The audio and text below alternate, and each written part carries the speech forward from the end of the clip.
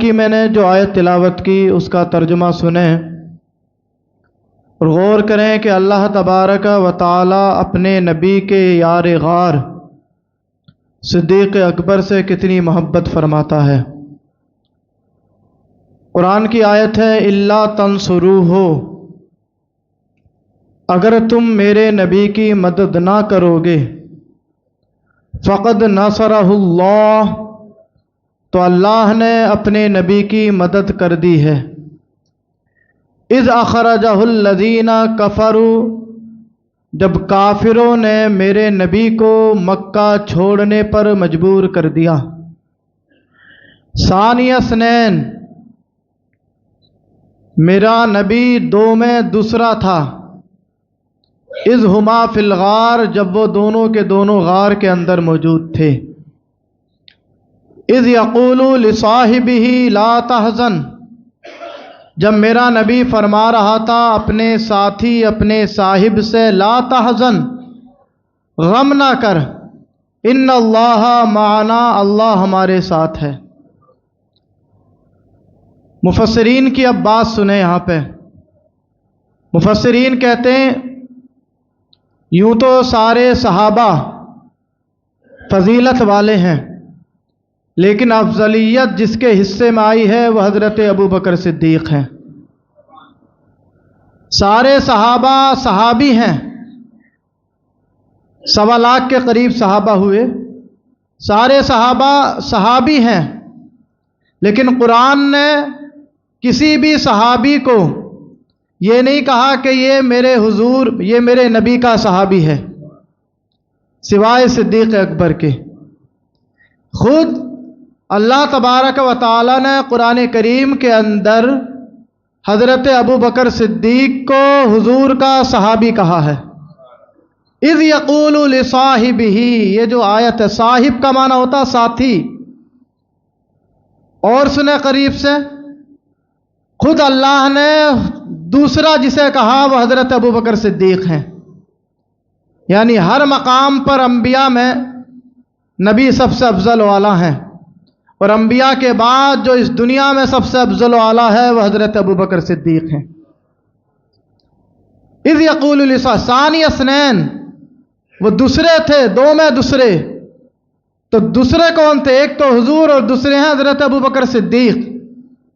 اللہ تبارک و تعالی نے صدیق اکبر کو ہر جگہ نبی کے ساتھ دوسرا بنایا ہے۔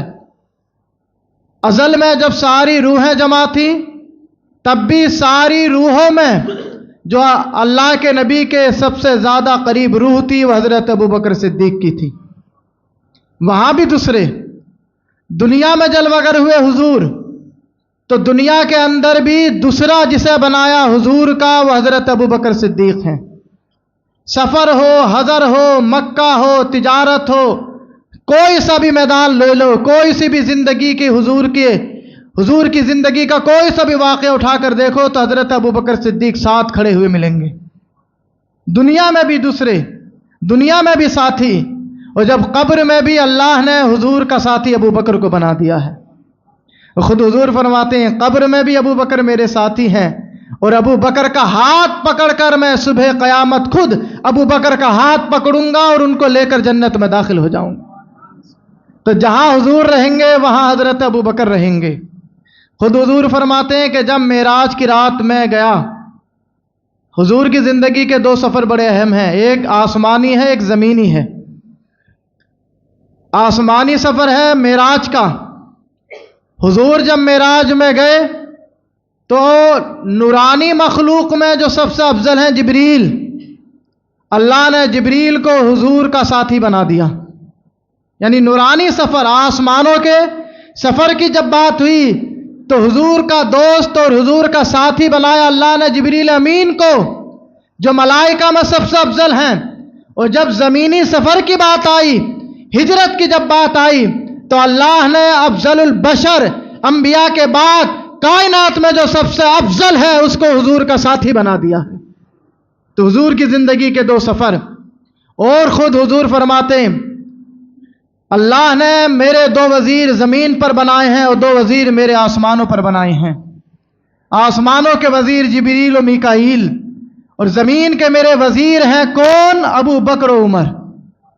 اور خود حضور فرماتے ہیں جب معراج کی رات میں گیا، ہر آسمان پر میں نے اپنا نام دیکھا، ہر جنت پر میں نے اپنا نام دیکھا، جنت کے ہر درخت پر میں نے اپنا نام دیکھا، جنت کے ہر محل پر میں نے اپنا نام دیکھا۔ لیکن قربان جاؤ، حضور آگے جو جملہ ارشاد فرماتے ہیں، کہتے ہیں جب میں سفر پر گیا، معراج پر جا رہا تھا، جہاں جہاں جنت کے اندر، آسمانوں کے اندر، حوروں کی پیشانیوں پہ جہاں جہاں مجھے اپنا نام نظر آیا، تو میرے نام کے ساتھ میرے ابو بکر کا نام بھی مجھے نظر آیا ہے۔ یہ ہیں ابو بکر و خلفی، ابو بکر میرے خلیفہ ہیں، میرے بعد ہیں۔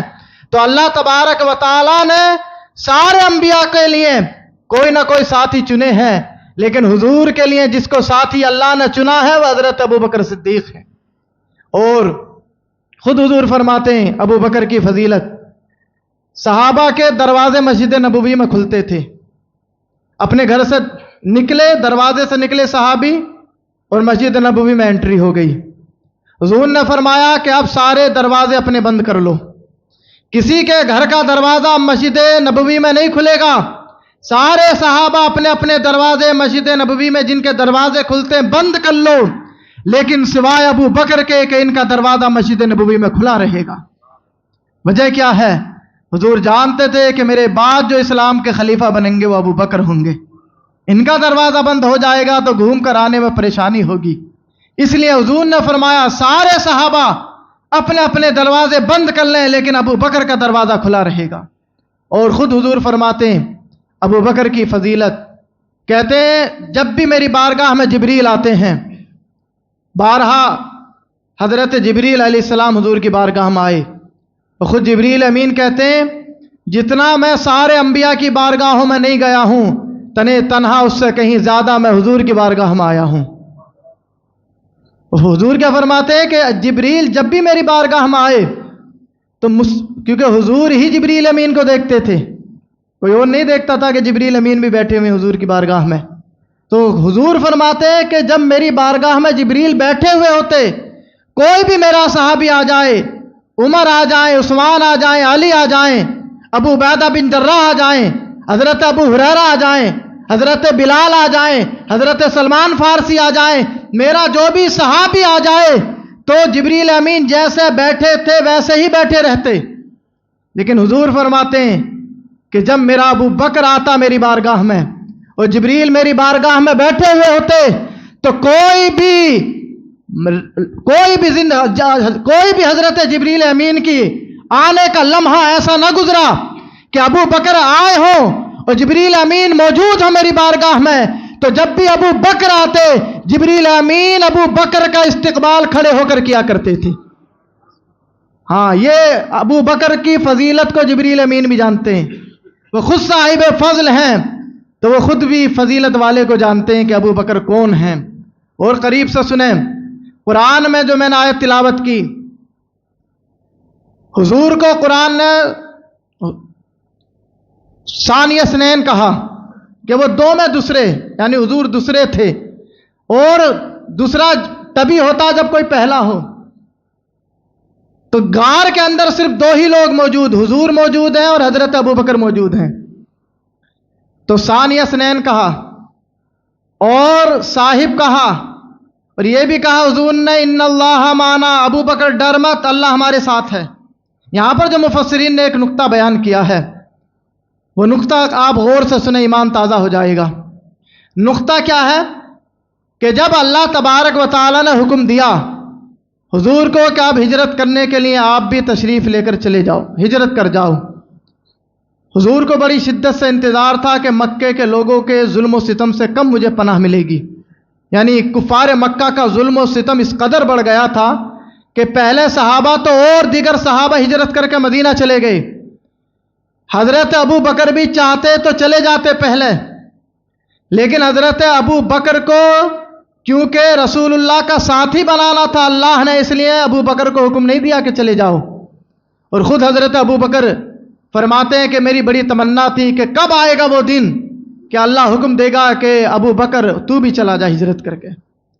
اور اس لیے حضرت ابو بکر فرماتے میں نے باقاعدہ 2 اونٹنیاں پال رکھی تھیں، انہیں کھلاتا تھا پلاتا تھا کہ پتہ نہیں کب حکم ہو جائے، اور یہ ابو بکر بھی جانتے تھے کہ جب بھی حکم ہوگا حضور کے ساتھ ہوگا، ورنہ 1 اونٹنی پالتے، اکیلے جانے کے لیے 1 اونٹنی کافی، لیکن ابو بکر 2 اونٹنیاں پال رہے ہیں۔ اور حضرت عائشہ فرماتی ہیں کہ حضور ہمارے گھر میں صبح شام آتے تھے۔ یہاں بھی ایک فضیلت کی بات یہ ہے جو حضرت ابو بکر کے حصے میں آئی ہے، حضور حضرت ابو بکر کے گھر ایسے جاتے تھے جیسے اپنا گھر ہو۔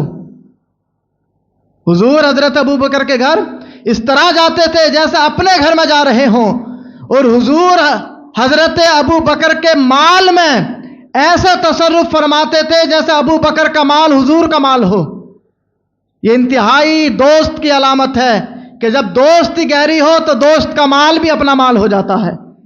اس لیے یہ 2 فضیلتیں کہ ایک تو حضور حضرت ابو بکر کے گھر ایسے جاتے تھے جیسے حضور کا وہ اپنا گھر ہو، اور مال میں ایسا تصرف فرماتے تھے پوچھنے کی حاجت ہی نہیں، ابو بکر کا مال ہے تو میرا مال ہے۔ تو حضرت عائشہ فرماتی ہے کہ حضور ہمارے گھر ڈیلی صبح آتے شام آتے، ہم تو تمنا ہی کرتے رہ جاتے ہیں حضور ہمارے گھر میں آؤ، لیکن یہ ابو بکر کی شان ہے کہ وہ بلاتے نہیں ہیں، حضور خود ان کے گھر تشریف لے کر چلے جاتے ہیں صبح شام۔ تو حضرت عائشہ فرماتی ہے کہ جس دن اللہ نے حکم دیا ہجرت کر جاؤ، تو حضرت عائشہ فرماتی ہیں حضور ہمارے گھر ٹھیک دوپہر کے وقت تشریف لائے، گرمی اپنی تپش برسا رہی تھی۔ حضرت عائشہ کہتی ہیں کہ میرے قریب میرے والد گرامی تھے، حضور نے اشارے سے بلایا ابو بکر کو، اور جب بلایا ابو بکر کو تو حضرت عائشہ سمجھ گئیں کہ آج کوئی نہ کوئی راز کی بات حضور میرے والد سے کرنے والے ہیں۔ حضرت عائشہ دور کھڑی ہوئی دیکھ رہی تھیں، حضور نے بلایا اور حضور نے حضرت ابو بکر کے کان میں جو جملہ کہا، حضرت ابو بکر رونے لگے، اور حضرت عائشہ دیکھ رہی ہیں کہ میرے والد رو رہے ہیں، مسکرا بھی رہے ہیں اور رو بھی رہے ہیں، خوش بھی ہیں اور رو بھی رہے ہیں۔ تو حضرت عائشہ کہتی ہیں کہ آج سے پہلے میں نہیں جانتی تھی کہ خوشی کے وقت بھی آنکھوں سے آنسو جاری ہو جاتے ہیں، اس دن میں نے پریکٹیکلی دیکھا کہ خوشی کے مارے بھی کوئی بندہ جو ہے رو دیتا ہے۔ اور جب حضور نے کہا نا کہ اللہ نے حکم دے دیا ہے ہجرت کا، اور اے ابو بکر اللہ نے مجھے تمہارا ساتھی بنایا ہے کہ تم میرے ساتھ ہجرت کر کے جاؤ گے، تو حضرت ابو بکر کی آنکھوں سے آنسو جاری ہو گئے، اور عرض کیا یا رسول اللہ اسی سفر کے لیے تو میں 2 اونٹنی پال رہا تھا، 1 اونٹنی میری ہے اور 1 اونٹنی ابو بکر کی جانب سے گفٹ آپ کے لیے، آپ قبول فرما لیں۔ لیکن حضور نے اس وقت حضرت ابو بکر کا مال اگرچہ حضور کا مال ہے، لیکن حضور فرماتے ہیں کہ نہیں اس اونٹنی کی رقم میں تمہیں ادا کروں گا، یہ مبارک سفر ہے، میں چاہتا ہوں کہ اس مبارک سفر کو میں اپنے اخراجات پر کروں۔ اور جب گئے حضور آپ دیکھا غار سور جبل سور پر واقع ہے، میں الحمدللہ بھی عمرے پر گیا تو میں چڑھ گیا تھا وہاں پہ، حالانکہ 2 گھنٹے لگتے ہیں اور 10 سے 8 مرتبہ بیٹھنا پڑتا آرام کے لیے، لیکن میں اس لیے چڑھ گیا کہ جب حضور کے قدم وہاں تک پہنچے ہیں تو جان کیوں نہ چلی جائے، چڑھ کر رہیں گے۔ لیکن جب چڑھے ہیں تو ساری تھکاوٹ دور، آپ دیکھیں تو وہ غار سور آج بھی مہک رہی ہے، خوشبو آج بھی اس سے پھوٹ رہی ہیں، اور آپ اندازہ لگائیں گے کہ جہاں 2 گھنٹے چڑھنے میں لگتے ہوں، تھک جاتا ہو آدمی، 10 بار اسے ریسٹ لینا پڑتا ہو، ابو بکر ان پہاڑیوں پر ننگے پیر حضور کو اپنے کاندھے پر سوار کر کے کیسے چڑھ گئے ہوں گے، یہ اندازہ وہی لگائے گا جو اس غار سور پر چڑھا ہو۔ اور جب حضرت ابو بکر حضور کو کاندھوں پر سوار کر کے جب غار سور میں لے کر چڑھ گئے تو اب دیکھیں کفار مکہ نکلے حضور کی تلاش میں، اعلان کر دیا جو بھی حضور کو پکڑ کے لائے گا 100 اونٹ اس کو انعام میں دیے جائیں گے۔ سارا مکہ دوڑ پڑا، سارے کافر دوڑ پڑے، 100 اونٹ معنی رکھتے ہیں، آج کی ڈیٹ میں جو 100 BMW کسی کے لیے انعام کر دی جائیں، 100 اونٹ گفٹ میں دیے جائیں گے، سارے کے سارے دوڑ پڑے۔ اور اس زمانے میں لوگ ایسے بھی ہوتے تھے پیروں کے نشان دیکھ کر پہچان جاتے تھے کس کے قدم ہیں، پیروں کے نشان والے بھی جو پیروں کے نشان پہچاننے میں ماہر تھے، تو جو ماہر تھے پیروں کے نشان پہچاننے میں، وہ حضور کے گھر سے وہ چل دیے کہ قدم یہاں پڑا، پہنچ گئے غار سور پہ۔ اور جب غار سور کے اندر حضرت ابو بکر نے ان کافروں کے قدموں کو دیکھا تو حضور سے کیا کہا، حضور اب ہم پکڑ لیے گئے ہیں، کافروں کے قدم ہمارے اس غار تک پہنچ گئے ہیں۔ تو جب حضرت ابو بکر کو گھبراہٹ محسوس ہوئی کہ اب پکڑ لیے جائیں گے، قدم دکھ رہے ہیں کافروں کے، تب حضرت ابو بکر سے حضور نے فرمایا لا تحزن، اے ابو بکر مت ڈر، ان اللہ معنا، اللہ ہمارے ساتھ ہے، اللہ ہمارے ساتھ ہے۔ اور جب یہ جملہ کہا فانزل اللہ السکینۃ، اللہ نے ابو بکر پر سکینہ نازل فرما دیا۔ سکینہ کا معنی یہ ہوتا کہ جس کے دل سے بالکل خوف نکل جائے، چین و سکون سے ہو گئے حضرت ابو بکر صدیق۔ اور جب چین و سکون سے ہو گئے، اب یہاں پر ایک نقطہ سنیں، معارج النبوہ کی روایت ہے کہ جب حضور نے جب دیکھا کہ کافروں کے قدم پہنچ گئے، وہ قریب تھا کہ جھانک کر دیکھ لیتے کہ اس غار کے اندر تو کوئی نہیں ہے۔ معارج النبوہ کی روایت سنیں، جبریل امین اللہ کی بارگاہ میں حاضر ہوئے، وہ عرض کیا ہے پاک پروردگار عالم، یہ کفار مکہ تیرے نبی تک پہنچ چکے ہیں، اجازت دے تو میں اپنے نورانی پروں سے اس غار کو تو کیا پورے جبل سور کو اپنے پروں میں ڈھانپ لوں۔